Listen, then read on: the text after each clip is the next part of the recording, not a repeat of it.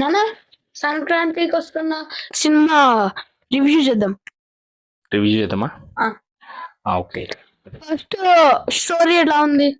అసలు మూవీ ఏంటి, దాని హిస్టరీ కొంచెం కొంచెం డీటెయిల్గా మాట్లాడుకుందాం. అయితే మనకి ఒకటి సామెత ఉంటుంది తెలుగులో, ఒకటో ఒకటి రెండో ఒకటి కొట్లాడితే మూడో ఒకటి వచ్చి పట్టుకుపోయింది అనండి. ఇప్పుడు సంక్రాంతికి వస్తున్న మూవీ రిజల్ట్ చూస్తే మనకు అదే అనిపిస్తుంది. ఈ సంక్రాంతికి రిలీజ్ అయిన మూడు బిగ్గెస్ట్ మూవీస్ రిలీజ్ అయ్యాయి అన్నమాట. Game changer, Daaku Maharaj and మూడోది సంక్రాంతికి వస్తున్నాం. అయితే గేమ్ చేంజర్ మీద ఎక్కువ హోప్స్ ఉన్నాయి, అంటే చాలా హైప్. డాకు మహారాజ్ కానీ గేమ్ చేంజర్ కానీ చాలా ఎక్కువ హైప్ క్రియేట్ చేశాయి అండ్ ఎక్కువ బజ్ క్రియేట్ చేస్తున్నాయి. అండ్ సంక్రాంతికి వస్తున్న ఒక డీసెంట్ ఫిలిం గానే చూశారు కామన్ ఆడియన్ కానీ అండ్ ఫ్యాన్స్ కానీ. సో అనిల్ రావిపూడి ఎవరైతే బేస్ ఫ్యాన్స్ ఉంటారో వాళ్ళు కూడా ఒక డీసెంట్ ఫ్యామిలీ ఎంటర్టైనర్ కానీ దాన్ని చూసారనమాట. తర్వాత 10th మనకు గేమ్ చేంజర్ వచ్చింది, 12th డాకు మహారాజ్ వచ్చింది అండ్ 14th సంక్రాంతికి వస్తున్నాం చూస్తున్నారు. అయితే 10th గేమ్ చేంజర్ వచ్చినప్పుడు ఎక్కువ మంది కామన్ ఆడియన్ ఊరు వెళ్ళడానికి, అంటే సంక్రాంతికి ఊరు వెళ్ళే బిజీలో ఉన్నారు. వాళ్ళ పిల్లల ఎగ్జామ్స్ కూడా ఆ టైంలోనే కంప్లీట్ అవుతూ ఉన్నాయి. సో ఈ హడావుడిలో ఉండటం వల్ల దానికి వచ్చిన నెగిటివ్ టాక్ వల్ల మూవీ ఎలా ఉంది అనేది పక్కన పెడితే దానికి నెగిటివ్ టాక్ అయితే ఎక్కువ రావడం జరిగింది. రావాల్సిన దానికంటే ఎక్కువ నెగిటివ్ టాక్ వచ్చింది. సో దట్ కామన్ ఆడియన్ ఏమనుకున్నాడంటే కొంచెం పోస్ట్పోన్ చేసుకొని ఇంకా 2 మూవీస్ ఉన్నాయి కదా, వాటి రిజల్ట్స్ అంటే మంచి సినిమాకి వెళ్దాం, డబ్బులు ఎందుకు వేస్ట్ చేసుకోవడం అనుకున్నారు. బట్ ఏదో తెలియదు, మొత్తానికి అయితే గేమ్ చేంజర్కి అయితే భారీ డ్యామేజ్ అయితే జరిగింది. Next Daaku Maharaj 12th release అయింది. 12th రోజు కూడా డాకు మహారాజు ఒక complete action oriented movie, mass people ఎక్కువ చూస్తారు. బట్ సంక్రాంతి అంటే ఫ్యామిలీ ఎంటర్టైనర్ అండ్ ఫ్యామిలీస్ ఎక్కువ మంది మనకి సినిమా లవర్స్ అంటే ఫ్యామిలీస్తో వెళ్తారు కాబట్టి. So Daaku Maharaj obviously mass పీపుల్కి అయితే బాగా నచ్చుతుంది.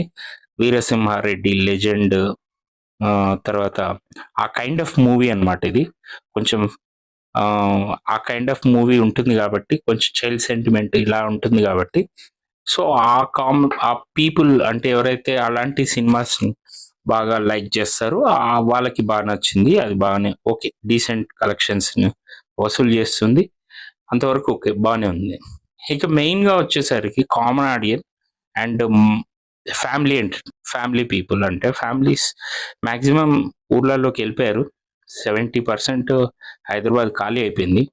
సో ఇక్కడ షోస్కి హౌస్ఫుల్ అవడం చాలా కష్టమే. సో ఇలాంటి సిచ్యుయేషన్లో కామన్ ఆడియన్ కానీ లేకపోతే ఫ్యామిలీస్తో మూవీకి వెళ్ళాలనుకునే వాళ్ళు, వాళ్ళకి ఉన్న బెస్ట్ ఆప్షన్గా ఇప్పుడు సంక్రాంతికి వస్తున్నాం. అది కూడా 3rd ప్లేస్లో రావడం వల్ల ఏమైందంటే ఎవరైతే పోస్ట్పోన్ చేసుకున్నారో, టైం లేక ఆగిపోయారో, వాళ్ళు ఈ మూవీకి అయితే ఎక్కువ మంది ప్రిఫరెన్స్ ఇస్తారు. దానికి తగ్గట్టుగానే ఇది ఒక ఫ్యామిలీ ఎంటర్టైనర్గా రావడం. అనిల్ రావిపూడి సినిమాలు కొంచెం ఫ్యామిలీస్కి ఎక్కువగా వల్గారిటీ లాంటివి ఏమి ఉండవు కాబట్టి, క్లీన్గా ఉంటుంది కాబట్టి మూవీ ఫ్యామిలీస్తో పిల్లలతో ఎంజాయ్ చేసే సినిమా. పైగా మన విక్టరీ వెంకటేష్ గారు చాలా రోజుల తర్వాత బౌన్స్ బ్యాక్ ఇచ్చారు. సో పెద్ద హిట్, ఇండస్ట్రీ హిట్ కొట్టారని చెప్పొచ్చు. సో ఇలాంటి సిచ్యుయేషన్లో ఎక్కువ మంది ఈ మూవీకి కనెక్ట్ అవ్వడానికి రీజన్స్గా చెప్పొచ్చు. అండ్ గేమ్ చేంజర్ ఒకసారి చూస్తే దాని రిజల్ట్ ఎందుకు అలా అయింది అంటే, సరే వాట్ ఎవర్ ద రీజన్, దాంట్లో నెగిటివ్ ట్రోలింగ్ నడుస్తుంది, చాలామంది దాన్ని అంటే తొక్కాలని చూశారు, సంథింగ్ ఏదో రీజన్స్ వినిపిస్తున్నాయి బయట. బట్ అది ఎంతవరకు నిజమో మనకు తెలీదు.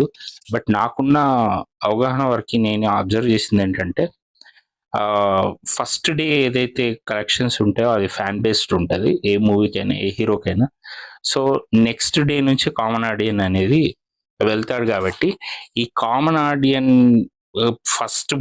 ఫస్ట్ రిలీజింగ్ అప్పుడే మనకి ఏదైతే నెగిటివ్ టాక్ స్ప్రెడ్ చేశారో, దానివల్ల కామన్ ఆడియన్స్ గేమ్ చేంజర్ మూవీకి కొంచెం బ్యాక్ స్టెప్ తీసుకున్నారని అనిపించింది. సో ఆబ్వియస్లీ దానివల్ల కలెక్షన్స్ ఎఫెక్ట్ అయ్యాయి. సో దిల్ రాజు గారు దాని మీద మళ్ళీ ఏదో ఒక 45 మెంబర్స్ తనకి బ్లాక్మెయిల్ చేసినట్టు మూవీ హెచ్డిలో రిలీజ్ చేస్తామని, సో వాళ్ళు కొంత మనీ అడిగారని తెలిసింది. సో అలాంటి ఇష్యూస్ వల్ల ఆ మూవీ కొంచెం అనుకున్న రిజల్ట్ ఇవ్వలేదు. బట్ ముఖ్యంగా మనం ఇక్కడ మాట్లాడుకోవాల్సిన సంక్రాంతికి వస్తున్నాం అనే cinema complete out and out family entertainer. Venkatesh గారు చాలా బాగా చేశారు అండ్ ఐశ్వర్య రాజేష్ గారు కూడా చాలా బాగా చేశారు. అండ్ మనకు అందరూ ఆల్మోస్ట్ అన్ని క్యారెక్టర్స్ ఇంక్లూడింగ్ చిన్న బుడ్డోడు ఉంటాడు, వాడితో సహా ఈ మూవీలో అందరూ బాగా చేశారు. Cinema simply super. And story విషయానికి వస్తే జనరల్ స్టోరీయే, కాకపోతే కొంచెం ఫన్నీ వేలో చాలా గూస్ బంప్స్ క్రియేట్ చేసే సీన్స్ లేకపోయినా వెంకటేష్ గారి డైలాగ్స్ మాత్రం గూస్ బంప్స్ తెప్పిస్తాయి, నో డౌట్. సో మూవీ చాలా బాగుంటుంది అండ్ ఫ్యామిలీతో ఎంటర్టైన్ అవుతారు. అండ్ ఫైట్స్ బాగున్నాయి, ఫైట్స్ కూడా డీసెంట్గానే ఉన్నాయి. అది సెకండ్ హాఫ్ అయితే compare to first part, second half చాలా బాగా అనిపించింది. ఫస్ట్ పార్ట్లో కొంచెం లాగ్ అనిపించిన సెకండ్ పార్ట్ విషయానికి వచ్చేసరికి మళ్ళీ సినిమా పికప్ అవుతుంది. క్లైమాక్స్ బాగా ఒక మంచి ఇదితో క్లైమాక్స్ అయితే బాగా డిజైన్ చేశారు. ఇక్కడ మాట్లాడుకోవాల్సింది క్లైమాక్స్. ఎంటర్టైన్మెంట్స్ మూవీస్ చాలా వచ్చాయి, చాలా చూసాం ఇలాంటి మూవీస్ను. బట్ క్లైమాక్స్ విషయంలో ఏదైతే వెంకటేష్ గారి ద్వారా ఈ క్లైమాక్స్ సీన్ను డిజైన్ చేశారో అనిల్ రావిపూడి గారు, ఇప్పుడున్న సొసైటీకి ఎస్పెషలీ చిల్డ్రన్ ఎవరైతే ఉంటారో ఈ యంగ్ మైండ్స్కి ఇలాంటి ఒక ఇన్స్పిరేషనల్గా ఉండేది, లేకపోతే ఒక మోటివేషనల్గా ఉండే ఇలాంటి మూవీస్ ఎంకరేజ్ చేయడం చాలా మంచిది. అంటే ఈ మధ్య చూస్తున్నాం హీరో అంటే ఒక మూవీ, తెలుగు మూవీస్ ఎలా తయారైపోయాయంటే ఒక రకంగా చెప్పాలంటే స్మగ్లింగ్ అండ్ ఒక హీరోయిజం అంటే డెకాయిట్స్ లాగా చూపిస్తున్నారు. సో అది కాకుండా మనం మర్చిపోయిన వాల్యూస్ ఏవైతే మర్చిపోతున్నామో అవి మళ్ళీ మన ముందు తరాలకి అందించాలంటే మనం ఎక్కడో ఒక దగ్గర స్టార్ట్ అవ్వాలి.